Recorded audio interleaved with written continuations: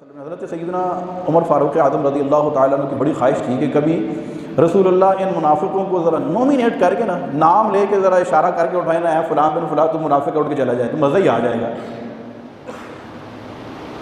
تو نبی پاک صلی اللہ علیہ وسلم نے ایک مرتبہ پھر جب اللہ کی طرف سے اجازت ہوئی، آپ نے منافقین کا جب نام لے لے کر ان کو صفوں سے اٹھایا، حضرت سیدنا فاروق اعظم رضی اللہ تعالیٰ عنہ اس وقت اتفاق سے مسجد میں موجود نہیں تھے۔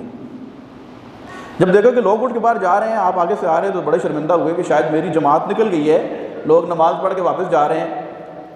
اچھا اندر آئے تو دروازے پہ ایک شخص نے کہا کہ ابشر یا ابن الخطاب، اے ابن خطاب تجھے مبارک ہو۔ کہنے لگے میری جماعت نکل گئی، یہ مجھے مبارک دے رہے ہیں۔ کہا مبارک اس وجہ سے نہیں کہ جماعت نکلی، جماعت ابھی ہوئی نہیں ہے، یہ تو وہ ہیں کہ آپ چاہتے تھے کہ اللہ کے رسول ان کو نکالیں تو یہ آج نکال دیے گئے ہیں۔ رسول اللہ صلی اللہ علیہ وسلم منبر پر تشریف فرمایا تم میرے علم پر اعتراض کرتے ہو اور تم کہتے ہو کہ انہیں پتہ نہیں ہے؟ فرمایا سلونی، پوچھو مجھ سے جو پوچھنا چاہتے ہو، ما شئتم۔ اچھا ایک شخص کھڑا ہوا، اس نے کہا کہ میرا باپ کون ہے؟ اس کے ذہن میں یہ تھا کہ شاید یہ جواب دیں گے کہ جو لوگ جانتے ہیں وہی میرا باپ ہے، حالانکہ اس کا باپ کچھ اور تھا۔ فرمایا کہ ابو کا حذافہ، تیرا باپ حذافہ ہے۔ ایک اور شخص، بخاری کی حدیث ہے یہ، امام بخاری نے اس کو نقل کی۔ ایک اور شخص کھڑا ہوا، اس نے کہا کہ مجھے بتائیں کہ میرا انجام کیا ہوگا؟ فرمایا انت فی النار، تو دوزخی ہے۔ یہ منافقین تھے۔ اچھا تو رسول اللہ صلی اللہ علیہ وسلم جب دیکھا حضرت سیدنا فاروق اعظم رضی اللہ تعالیٰ عنہ کے جلال ہے، تو آپ اپنے گھٹنوں کے بل کھڑے ہو گئے۔ فبرک عمر علی رکبتیہ فقال رضینا باللہ ربا وبالاسلام دینا وبمحمد نبیا صلی اللہ علیہ وسلم۔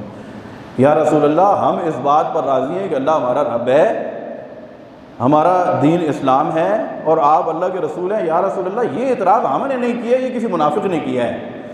خیر نبی پاک صلی اللہ علیہ وسلم نے منافقین کو وہاں سے اپنی صفوں سے اٹھا کے باہر بھیجا۔ تو ان کا کیا مطمع نظر تھا، ان کا کیا ذہن تھا؟ وہ کہتے تھے کہ ہم ان کے بغیر نہیں رہ سکتے ہیں، یہود و نصارہ کے بغیر۔ اچھا جب یہ ہوا نا تو مسلمان بڑے حیران ہوئے۔ انہوں نے کہا کہ اچھا یہ وہ جنہوں نے ہمارے ساتھ قسمیں کھائی تھی، وہ کہتے ہیں جڑے کہیں دیسی مریں گے نال تیرے، آج انہوں نے بھی بازیاں ہاریاں نے، یہ تو ہمارے درمیان بیٹھتے تھے، ہمارے ساتھ مرنے جینے کی قسمیں انہوں نے کھائی تھی۔ یقول الذین آمنوا اہؤلاء الذین اقسموا باللہ جہد ایمانہم انہم لمعکم حبطت اعمالکم فاصبحوا خاسرین۔ میں یہ وہ لوگ تھے جنہوں نے اللہ کی قسمیں کھا کر کہا تھا کہ ہم تمہارے ساتھ ہیں، ان کے سارے اعمال برباد کر دیے گئے۔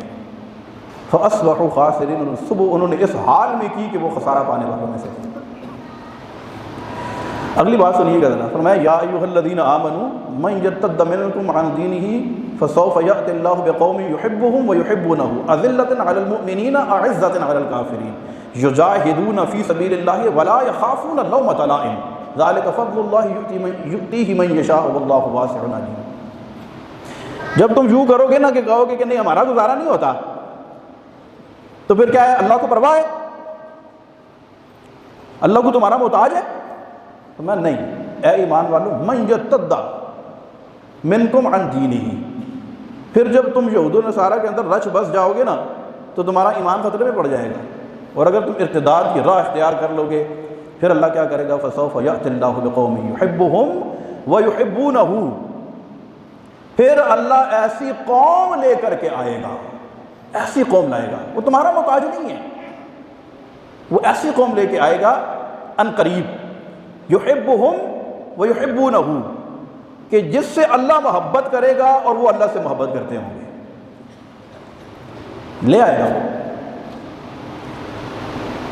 اچھا یہاں ایک بڑا پیارا ایک نکتہ ہے، ایک قرآن پاک ہے نا، قل ان کنتم تحبون اللہ فاتبعونی یحببکم اللہ، کہ اے نبی تم فرما دو کہ اگر تم اللہ سے محبت کا دعویٰ کرتے ہو تو میری اتباع کرو۔ وہاں پر بندے کی محبت کو مقدم رکھا گیا اور اس مقام پر اللہ کی محبت کو مقدم رکھا گیا۔ یحبهم ویحبونہ، اللہ اس قوم سے محبت کرے گا اور پھر وہ قوم اللہ سے محبت کرے گی۔